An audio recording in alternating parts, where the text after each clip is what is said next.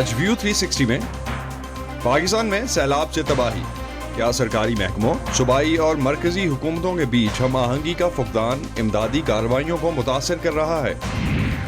امریکی انخلا کا 1 سال مکمل ہونے پر طالبان کا جشن، لیکن تعلیم سے محروم رہ جانے والی لڑکیاں کس بات کی خوشی منائیں؟ کیونکہ اب ہم اسکول نہیں جا سکتے، یونیورسٹی نہیں جا سکتے، نہ اپنی کمیونٹی کی خدمت کر سکتے ہیں۔ اور شمالی امریکہ میں تتلی کی ایک قسم معدومی کے خطرے کا شکار ہے یا نہیں، سائنسدانوں میں عدم اتفاق۔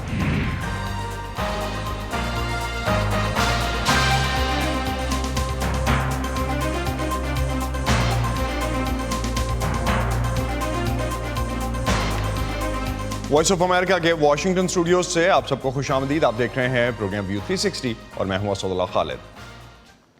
عالمی ادارہ صحت نے کہا ہے کہ پاکستان میں غیر معمولی بارشوں اور سیلاب سے متاثر ہونے والے 3.25 کروڑ سے زیادہ افراد میں سے 64 لاکھ افراد کو فوری امداد کی شدید ضرورت ہے۔ ان لوگوں کو صحت کی سہولیات کی فراہمی میں رکاوٹ کی وجہ سے بیماریوں کے پھیلاؤ میں بہت زیادہ اضافہ ہوا ہے۔ WHO کے مطابق حالیہ بارشوں سے آنے والے سیلاب سے پاکستان کے 154 میں سے 116 اضلاع متاثر ہوئے ہیں۔ عالمی برادری اور اداروں کی طرف سے اس وقت پاکستان کے سیلاب متاثرین کے لیے امداد کا سلسلہ جاری ہے۔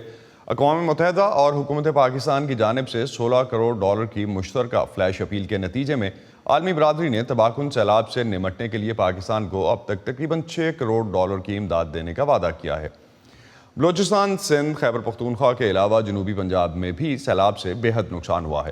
سندھ اور پنجاب کے سرحدی علاقے روجھان میں سیلاب سے ہونے والی تباہی کے بعد ہزاروں خاندان کھلے آسمان تلے امداد کے منتظر ہیں۔ ان متاثرین میں بلوچی زبان کے صدارتی ایوارڈ یافتہ شاعر سعید تبسم مزاری بھی شامل ہیں، جو اپنے خاندان سمیت ایک خیمے میں رہنے پر مجبور ہیں۔ نوید نسیم کی رپورٹ۔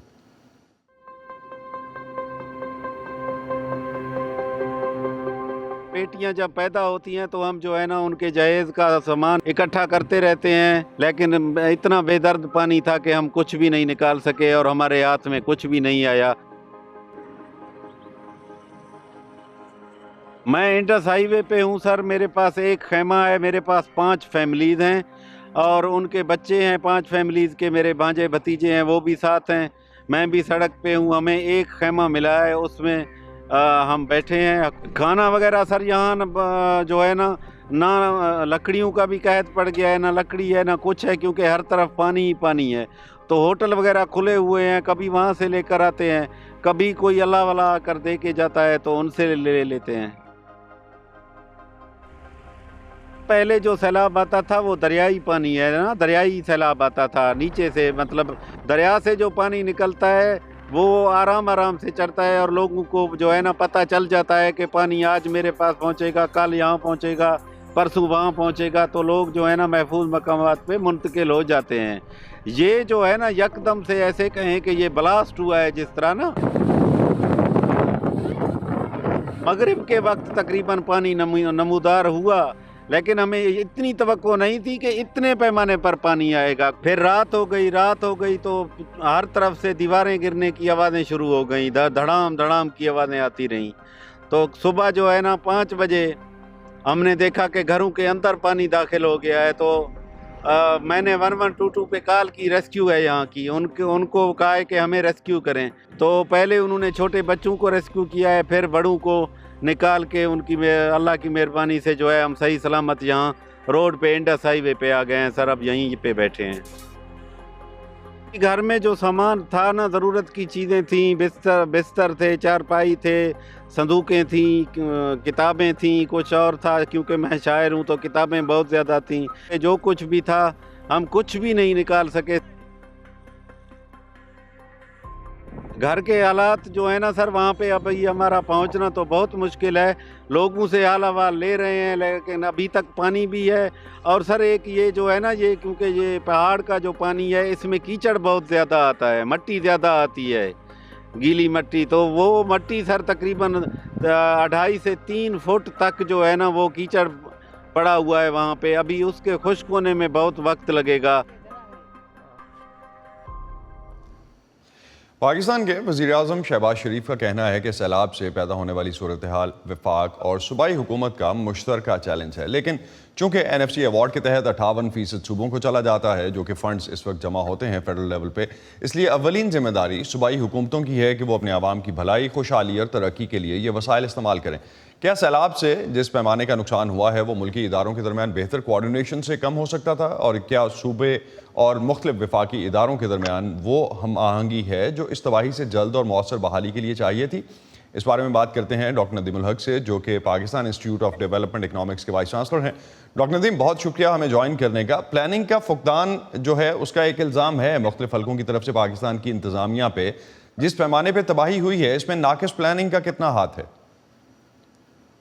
دیکھیے جی، تباہی تو اللہ کی طرف سے آئی ہے، بارش فلڈ اللہ کی طرف سے آتا ہے، پر ایک چھوٹی سی بات کہہ دوں کہ ہم ایک فلڈ پلین میں رہتے ہیں تو ہمارا سارا دارمدار فلڈ سے ہی ہے۔ یس، یہ بہت بڑا فلڈ تھا، اور یس یہ 2010 کے برابر یا شاید اس سے بڑا فلڈ تھا۔ 2010 میں بھی ہمارا نقصان تقریباً $10 بلین ہوا تھا، آج بھی تقریباً اتنا ہی ہے۔ تو فلڈ تو ہر سال آتا ہے، اور کچھ حد تک ہم نے تیاری کی بھی ہے، ان دا سینس کہ پنجاب میں اتنا نقصان نہیں ہوا، ناردرن ایریاز میں بہت نقصان ہوا ہے، بلوچستان میں بہت ہوا ہے۔ پر بلوچستان تو ٹیرین ایسی ہے کہ وہاں فلیش فلڈز آتے ہیں۔ Flash floods are very difficult to predict and deal with. And the same thing in the northern areas جہاں بہت ریپڈ گلیشیل میلٹ اور بہت ریپڈ وہ اسٹریمز آتی ہیں جن کو کنٹرول کرنا بہت مشکل ہے۔ باقی یہ ہے کہ آئی تھنک کوائٹ فرینکلی اتنی ہماری گندی پریپیئرڈنس نہیں ہے۔ اگر آپ دیکھیں گے تو ہماری ماشاءاللہ بہت اچھے طریقے سے ہم نے مدد پہنچا دی ہے لوگوں کو، اور یہ میرا خیال ہے کہ چند مہینے تو لگیں گے، یہ نہیں کہ ایک دم سیٹل ہو جائے گا، بٹ کافی حد تک سچویشن سنبھال لی جائے گی اور کافی حد تک ہم اس سے ڈیل کر لیں گے۔ تو وزیر اعظم کا یہ کہنا کہ NFC ایوارڈ کے تحت 58% وسائل صوبوں کے پاس جاتے ہیں تو ان کی ذمہ داری ہے کہ اپنے عوام پہ خرچ کریں، آپ کو لگتا ہے کہ صوبائی حکومتیں اپنی ذمہ داری نبھا رہی ہیں؟ دیکھیے جی، یہ ایک بہت پرانی بحث ہے کہ کس کے پاس کیا ریونیو جانا چاہیے، اور یہ ایک بہت پرانی بحث ہے کہ کس پہ رسپانسبلٹی پڑتی ہے۔ تو میں بار بار کہتا ہوں کہ یہ اصلی چیز ہے جس کے لیے ہم پولیٹیشنز کو الیکٹ کرتے ہیں، اور یہ چیز جو ہے، یہ جو ڈیبیٹ ہے، یہ پارلیمنٹ میں ہونی چاہیے۔ ہمارے حکمران جو ہیں وہ پارلیمنٹ میں بیٹھنے کے رضامند ہیں ہی نہیں، اور میرا خیال ان میں اتنی سوچ بھی نہیں کہ وہ پارلیمنٹ بیٹھ کے بحث کر سکے، کیونکہ بحث کا لیول صرف ایک ہے، ایک دوسرے کو گالیاں دینی، اور ان کا شوق صرف اقتدار کا، ان کا شوق یہ نہیں ہے کہ وہ قانون سازی کریں یا کام کریں۔ انفارچونیٹلی پلاننگ میں بھی ہم لوگ یہ کرتے ہیں کہ ہمارا کام ہے صرف پروجیکٹس کرنا، فنانس میں ہمارا کام ہے صرف ٹیکس کرنا۔ تو ہم نے اپنے آپ خود یہ کام کیے ہوئے خراب اپنے لیے۔ IMF نہ اس کو ٹھیک کر سکتا ہے، نہ کوئی اور ٹھیک کر سکتا ہے، اس کو ہمیں ٹھیک کرنا ہے، اور یہ تب ٹھیک ہوگا جب ہمارے لیڈر بیٹھ کے پارلیمنٹ میں بات کریں گے، ڈیبیٹ کریں گے اور نظام بنانے کی کوشش کریں گے، جب اقتدار کی بھوک ان کی ختم ہو جائے گی۔ مجھے نہیں لگتا کہ اقتدار کی بھوک ختم ہوگی۔ ڈاکٹر ندیم، ایک چیز VOA کی ٹیم جو ہے وہ گراؤنڈ پہ ہے، ڈفرینٹ لیولز پہ ہر طرح سے کور کر رہی ہے اس سیلاب کو، اور ہم تک جو ایک شکایت پہنچ رہی ہے وہ یہ ہے کہ کوئی مدد نہیں پہنچی متاثرین تک۔ تو عالمی برادری اور مختلف سرکاری ادارے جو امداد کی فراہمی کے لیے کوشش کر رہے ہیں، آپ کے خیال میں بحالی کے کام میں مختلف اداروں اور صوبائی اور وفاقی حکومتوں میں کوارڈینیشن کا فقدان ہے؟ نہیں جی، میرا خیال ہے کوائٹ فرینکلی یہ لوگوں کو ہم میڈیا کی طرف سے، اور یہ اتنا شور مچانے کہ UN کے سربراہ نے بھی اتنا کچھ کہہ دیا ہے، اس کی وجہ سے ہم ان کو ایک ایکسپیکٹیشن دے دیتے ہیں کہ شاید ان کی سب دیکھ بھال ہو جائے گی۔ ایک دم دیکھ بھال ہو بھی نہیں سکتی، چاہے کچھ کر لیں۔ اور میں آپ کو ایک بات بتا دوں، جو بھی ان کی دیکھ بھال ہوگی وہ ہمارے ادارے کریں گے۔ UN کی ایجنسیز نہ گراؤنڈ پہ جاتی ہیں، نہ پہنچ سکتی ہے۔ بائی دا ٹائم وہ اپنی بزنس کلاس ٹکٹ کٹا کے آئیں گے، بائی دا ٹائم USAID کے کنسلٹنٹس ماشاءاللہ دندناتے آئیں گے اپنی سبربنس میں، ہمارے لوگ تو کام کر چکے ہوں گے۔ ہمارے لوگ خود ہی کام کرتے ہیں، آپ دیکھیے کہ آپ کی ویڈیوز میں بھی کوئی باہر کا بندہ نہیں ہے، ہمارے لوگ ہی کر رہے ہیں۔ اور ہماری ڈسٹرکٹ ایڈمنسٹریشن یس اس کے بڑے پرابلمز ہیں، پر ان چیزوں میں وہ ٹھیک ہے، وہ کام کر لیتی ہے، وہ لوگوں تک کشتیاں جو بھی چیزیں ہیں، ریلیف کی چیزیں وہ پہنچا دیتے ہیں۔ اور یس لوگوں کو تکلیف برداشت کرنی پڑے گی، اس ایسی چیز میں بغیر تکلیف کا علاج ہو ہی نہیں سکتا۔ تکلیف تو پہنچے گی، بٹ میں گارنٹی کرتا ہوں کہ ہمارے ادارے اس کو ہینڈل کر لیں گے۔ ڈاکٹر ندیم، ایک چیز بالکل لاسٹ پہ اگر کوئک 40 سیکنڈز اگر آپ یہ بتا سکیں کہ اس وقت ہمارے پاس جو لانگ رن سولوشن ہے پاکستان کے پاس، ایسا کیا سولوشن ہے جس پہ عمل کرنے کی ضرورت ہے اور جو ہو سکتا ہے، پریکٹیکل آپشن کیا ہے؟ Solution to the floods for the whole infrastructure development as well. دیکھیے جی، انفراسٹرکچر تو ہمارے پاس بہت ہے. میں تو بار بار کہتا ہوں کہ انفراسٹرکچر، سڑکیں ہمارے پاس بہت اچھی ہیں. یس سڑکیں ڈیمیج ہوں گی، کچھ ہم ان کو ٹھیک کر لیں گے. پچھلے فلڈ میں 2010 میں پلاننگ کمیشن میں تھا، کوئی دیر نہیں لگی تھی اس کو ٹھیک کرتے ہوئے. برجز ہیں کچھ ٹوٹی ہیں، یس ان کو بھی ہم ٹھیک کر لیں گے، کوئی اتنی بڑی بات نہیں ہے. بجلی کا نظام جو ہے ہمارا، وہ فلڈ کی وجہ سے کچھ ڈیمیج ہوا ہے، پر بہت ساری چیزیں ہیں جو ٹھیک ہو سکتی ہیں بہت جلد. ہمارا بجلی کے نظام میں، سڑکوں کے نظام میں، ہر نظام میں، یہ میں پچھلے 15 سال سے کہہ رہا ہوں، ہمارا پرابلم ہے مینجمنٹ، ہمارا پرابلم ہے سافٹ ویئر. ہمارا پرابلم یہ نہیں ہے کہ ہمارے پاس چیزیں کم ہیں، ہمارے پاس چیزیں کافی ہیں پر ہم ان کو مینیج لیکن ان کو مینیج کرنے کا سب سے بڑا جو ہے وہ چیلنج ہے. جی بہت شکریہ ڈاکٹر ندیم، آپ ہم سے بات کر رہے تھے اس حوالے سے کہ سیلاب کے بعد پاکستان کی اس وقت کیا سچویشن ہے. پروگرام کو آگے بڑھاتے ہیں، بات کرتے ہیں افغانستان کی، جہاں افغانستان سے اتحادی افواج کے انخلاء کا 1 سال مکمل ہونے کے دن کو طالبان نے ایک جشن کے طور پر بنایا ہے. بدھ کے روز دارالحکومت کابل کو رنگا رنگ لائٹس سے روشن کر کے جشن کا اہتمام کیا گیا. ایک جانب طالبان یہ جشن منا رہے ہیں اور دوسری طرف عالمی سطح پر ان پر دباؤ ہے کہ وہ انسانی حقوق، خصوصاً خواتین کے حقوق کے تحفظ کو یقینی بنائیں اور سخت قوانین میں نرمی لائیں. وائس آف امریکہ سے بات کرتے ہوئے کچھ نوجوان خواتین اپنے مستقبل کے بارے میں مایوسی کا اظہار کر چکی. وی او اے کے نظر الاسلام نے کابل میں ایک ایسے خاندان سے ملاقات کی جو لڑکیوں کی تعلیم اور روزگار پر ان پابندیوں کی وجہ سے سخت مشکلات کا شکار ہے. 19 سالہ شیبہ فیصل کے وہم و گمان میں بھی نہیں تھا کہ ایک دن انہیں تعلیم و دوری چھوڑ کر گھر بیٹھنا پڑے گا. 1 سال پہلے شیبہ 12ویں جماعت کی طالبہ تھیں، لیکن طالبان کی جانب سے لڑکیوں کی 7ویں سے 12ویں جماعت تک تعلیم پر پابندی کے باعث اب وہ اپنی تعلیم جاری نہیں رکھ سکتی. هر کسی که مکتب میخوانه حتما یک هدف بزرگ می داشته باشه. بلا شبہ جو بھی اسکول جاتا ہے اس کا بہت بڑا مقصد ہوتا ہے. مثلا میں ایک ڈاکٹر بننا چاہتی تھی تاکہ میرے ملک کے لوگ علاج معالجے کے لیے بیرون ملک جانے پر مجبور نہ ہوں. لیکن بدقسمتی سے میرے جو خواب تھے وہ بس خواب ہی رہ گئے، جو کہ مکمل تباہی کی جانب جا رہے ہیں، کیونکہ اب ہم اسکول نہیں جا سکتے، یونیورسٹی نہیں جا سکتے، نہ اپنی کمیونٹی کی خدمت کر سکتے ہیں. شیبہ کی بڑی بہن نیلوفر فیصل طالبان کے آنے سے قبل ایک پرائیویٹ ادارے میں مینجمنٹ کے شعبے میں کام کرتی تھی. طالبان کے اقتدار میں آنے کے بعد ایک دن جب وہ اپنے دفتر پہنچی تو انہیں بتایا گیا کہ نئے حالات کے پیش نظر اب وہ یہاں ملازمت نہیں کر سکتی ہیں. افغانستان کی موجودہ حالات میں کسی کے پاس نوکری نہیں ہے. مشکل صورتحال ہے. ملازمت کے بغیر زندگی بہت تکلیف دہ ہے، خاص کر کے ایک ایسے وقت میں جب آپ تعلیم کے ساتھ ساتھ فیملی کو بھی سپورٹ کر رہے ہوں. میں اس وقت بہت بری حالت میں جی رہی ہوں. بس یوں سمجھیں کہ ایک چلتی پھرتی لاش ہوں، کیونکہ موجودہ پالیسی کے تحت زندگی بہت مشکل ہے. طالبان نے بہت سے اداروں میں کام کرنے والی خواتین کو گھر بیٹھنے کا حکم دیا ہے، جس سے شیبہ اور ان کی بہن جیسی خواتین کی زندگیاں متاثر ہوئی ہیں. دوسری جانب طالبان کا کہنا ہے کہ وہ لڑکیوں کے تعلیم کے خلاف نہیں ہیں اور اس حوالے سے بہت جلد پالیسی واضح ہو جائے گی، جس کے بعد لڑکیوں کے تمام اسکول کھل جائیں گے. تلاش روان ہے، نہائی تلاش روان سے لڑکیوں کی تعلیم کے معاملے پر کام ہو رہا ہے. ہم چاہتے ہیں کہ کوئی ایسا حل نکالا جائے جو سب کو قابل قبول ہو. اس حوالے سے ہم کوششیں کر رہے ہیں اور یہ کام جلد ہو جائے گا. تاہم شیبہ فیصل طالبان کے دعووں پر اعتبار کرنے کے لیے تیار نہیں ہیں. 1 سال مکمل شد که ما از مکتب عقب هستیم. ہمیں اسکول چھوڑے 1 سال مکمل ہو چکا ہے. میں سمجھتی ہوں کہ یہ لوگ ہمیشہ کوئی نہ کوئی بہانے بنا لیتے ہیں اور ہمیں دھوکہ دیتے ہیں. مجھے نہیں لگتا کہ ہمارے اسکول کھل جائیں گے. شیبہ فیصل اگرچہ اب اسکول نہیں جا رہی ہیں، لیکن فارغ وقت میں انہوں نے اپنے لیے نیا مشغلہ ڈھونڈ لیا ہے. اب وہ اپنے خیالات کو شاعری کا روپ دے رہی ہیں. ان کا کہنا ہے کہ ان کی بہت سی سہیلیوں نے قالین بافی، سلائی کڑھائی اور دستکاری کا کام شروع کر دیا ہے. شیبہ کہتی ہیں کہ وہ ہر ممکن طور پر اپنی تعلیم جاری رکھنے کی بھرپور کوشش کریں گی، لیکن یہ کب اور کیسے ہوگا، اس کا جواب بقول طالبان کے وہ ابھی طے نہیں کر پائے. نظر الاسلام، وائس آف امریکہ، کابل. آج کے دور میں سچائی اہم ہے. دنیا میں کہیں بھی سچ کو جانیے صرف ایک کلک سے. VOA+ پر मालूमात अब आपकी दस्तरस में, सियासी तब्दीलियां, हकीकी कहानियां, हकीकी लोग। सिर्फ एक क्लिक से खुद को जोड़िए दुनिया भर की आवाजों से, किसी भी वक्त, किसी भी जगह, सिर्फ VOA प्लस पर।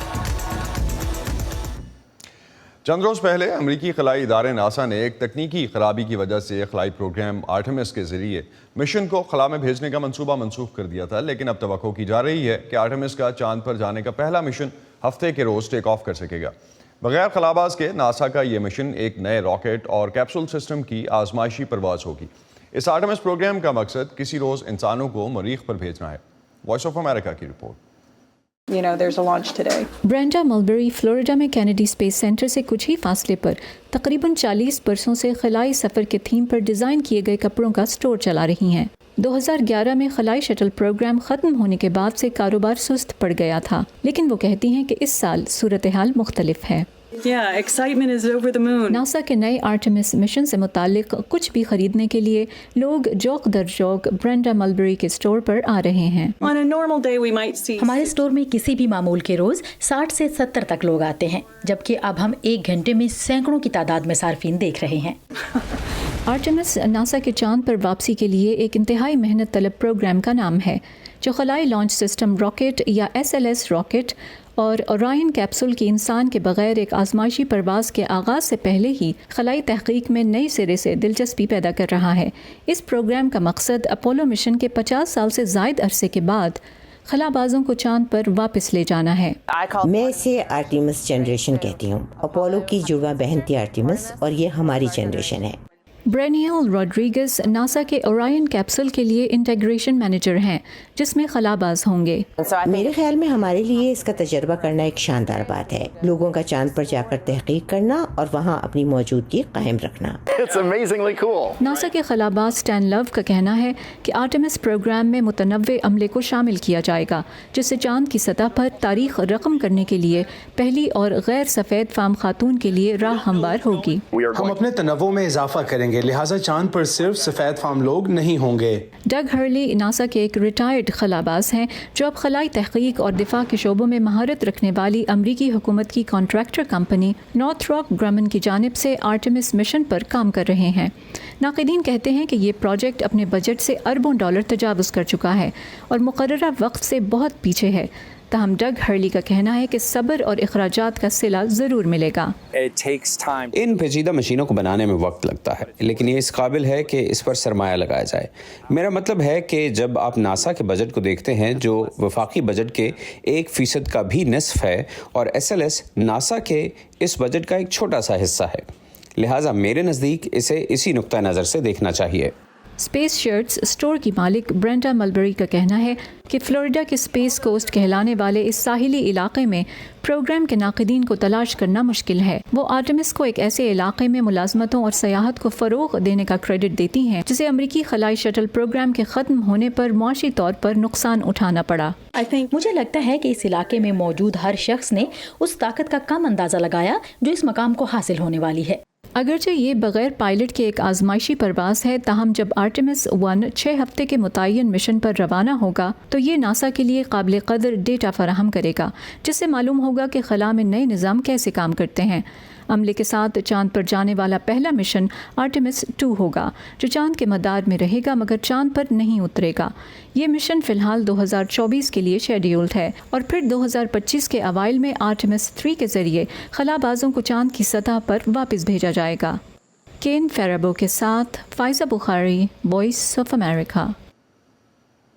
ऐसे में जब अमेरिका में मौसम ख़ज़ां सिर्फ 3 हफ्ते दूर है, मुल्क के मशरक़ी हिस्से में रहने वाली मोनार्क बटरफ्लाइज नामी तितलियों की एक किस्म मैक्सिको में सर्दियां गुजारने की तैयारी में है। इन तितलियों के तहफ़्फ़ुज़ पर काम करने वालों को ख़दशा है कि इन शाही तितलियों के वजूद को माहौलियाती तब्दीली और ज़राअत से ख़तरा है, लेकिन साइंस की दुनिया में अभी इस पर इत्तेफ़ाक़ राय नहीं है। वॉइस ऑफ अमेरिका की इस रिपोर्ट में जानने की कोशिश की गई कि इन खूबसूरत तितलियों के बारे में साइंसदानों में ये नई बहस है क्या।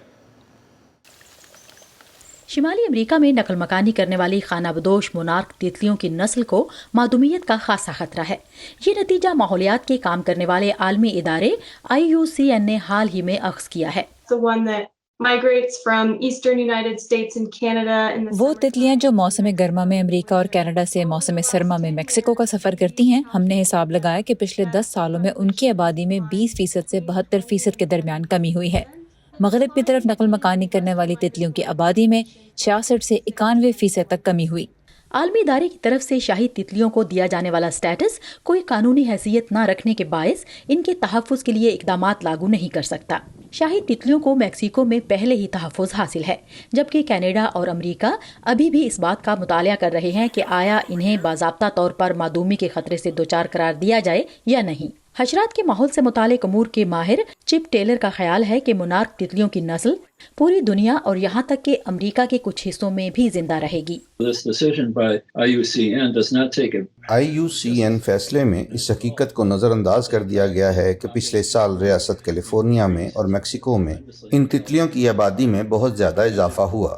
اور اب جون میں شائع ہونے والے ایک مطالعے سے پتہ چلا ہے کہ مجموعی طور پر مونارک تتلیاں پھل پھول رہی ہیں۔ یہ نتیجہ گرمیوں کے 25 موسموں میں شاہی تتلیوں کی افزائش کے اعداد و شمار کے ایک وسیع تجزیے پر مبنی ہے۔ ایک عجیب طرح کا نفسیاتی رجحان پایا جاتا ہے جہاں لوگ یقین کرنا چاہتے ہیں کہ شاہی تتلیاں مشکل میں ہیں، حالانکہ انہیں سمجھنا چاہیے کہ وہ ٹھیک ہے، جیسا کہ ہمارے مطالعے سے ظاہر ہوا ہے۔ مونارک کے بارے میں مختلف آراء مختلف اعداد و شمار پر مبنی ہیں۔ بالغ تتلیوں کی گنتی پر مبنی شمال کے سروس کی بجائے IUCN اور دیگر ان جنگلات سے ڈیٹا استعمال کرتے ہیں جہاں وسطی میکسیکو میں مونارک سردیاں گزارتی ہیں۔ یہ اعداد و شمار 1990 کی دہائی کے وسط سے 85% کی کمی کو ظاہر کرتے ہیں، لیکن ان میں بہت اتار چڑھاؤ موجود ہیں۔ پچھلے سال نقل مکانی کرنے والی تتلیوں نے اس سے پچھلے سال کے مقابلے میں 35% زیادہ فاصلے تک سفر کیا۔ میکسیکو کے حکام غلطی کی گنجائش تسلیم کرتے ہیں کیونکہ ہر درخت میں ہر کیڑے کو گننا ممکن نہیں۔ ہم صرف اس علاقے سے اعداد و شمار لیتے ہیں جس پر جنگل پھیلا ہوا ہے اور ہم اس ڈیٹا کو مکمل نہیں سمجھتے۔ زیادہ درست شمار سے اس حیرت انگیز نقل مکانی کے معمے کو حل کرنے میں مدد مل سکتی ہے۔ کچھ شاہی تتلیاں سردیاں کسی گرم مقام پر گزارنے کے لیے 2000 میل سے زیادہ پرواز کرتی ہیں۔ اس سے ہمیں ایک متفقہ فیصلہ کرنے میں مدد ملے گی کہ نقل مکانی کے اس عمل کو محفوظ رکھنے کے لیے کن اقدامات کو ترجیح دی جائے۔ ٹیکنالوجی سے اس کا جواب مل سکتا ہے۔ کینیڈا کی حکومت نے وائس آف امریکہ کو بتایا کہ LIDAR کا تجربہ کیا جا رہا ہے جو آلودگی اور سطح زمین کی پیمائش کے لیے لیزر کا استعمال کرتا ہے۔ 2024 میں امریکی جنگلی حیات کا محکمہ باضابطہ طور پر فیصلہ کرے گا کہ آیا ان مونارک تتلیوں کو خطرہ لاحق ہے یا وہ معدومیت کا شکار ہیں۔ اس فیصلے سے تحفظ کے قوانین کا نفاذ حرکت میں آ سکتا ہے۔ ہمارا فیصلہ بلا شبہ صرف سردیوں کے اعداد و شمار تک محدود نہیں ہے، بلکہ ہم ان تمام سائنسی معلومات کا جائزہ لیں گے جو مغربی آبادی، عالمی آبادی اور تمام آبادیوں میں ان تتلیوں کے بارے میں اعداد و شمار جمع کریں گی۔ لیکن مونارک تتلیوں کے سب سے بڑے دشمنوں میں سے ایک یعنی ان کے قدرتی ماحول کی بربادی کو روکنے کے لیے کسی سرکاری لسٹنگ کی ضرورت نہیں۔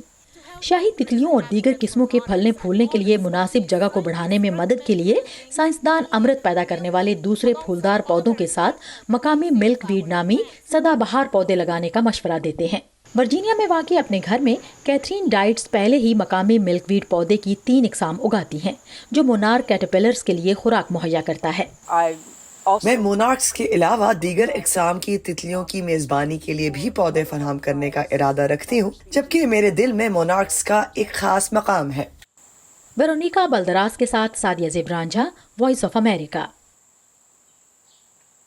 امریکہ میں ایسٹ کوسٹ میں 22 ستمبر سے آفیشیلی فال سیزن یا خزاں کا موسم شروع ہوگا اور یہ مائگریٹری برڈز جن میں اب تتلیاں بھی ہم نے ابھی ایک رپورٹ میں دیکھا کہ یہ بھی موو کریں گی میکسیکو کی طرف اور پچھلے سال کی نسبت کمپیریٹیولی زیادہ ان کو شاید سفر کرنا پڑے اس دفعہ بھی۔ تو مائگریٹری برڈز بھی جس طرح سے ماحولیات کی تبدیلی ہم دیکھ رہے ہیں اس کی وجہ سے ان کا بھی ٹریول ٹائم بڑھتا جا رہا ہے۔ اسی پہ ختم کرتے ہیں آج کا ویو 360۔ اسٹے سیف اور پاکستان اور خطے سمیت دنیا بھر کی اہم خبروں اور دلچسپ معلومات کے لیے آپ آ سکتے ہیں ہماری ویب سائٹ urdu.voa.com پر۔ یہ سارا کانٹینٹ ملے گا آپ کو ہماری سوشل میڈیا پلیٹ فارمز پر بھی، facebook.com/VOA Urdu، یوٹیوب پر ہمارا چینل ہے VOA Urdu کے نام سے اور ٹویٹر انسٹاگرام پر ہمارا ہینڈل ہے @VOA Urdu۔ اب تک کے لیے اتنا ہی۔ اسد اللہ خالد کو اجازت دیجیے، خدا حافظ۔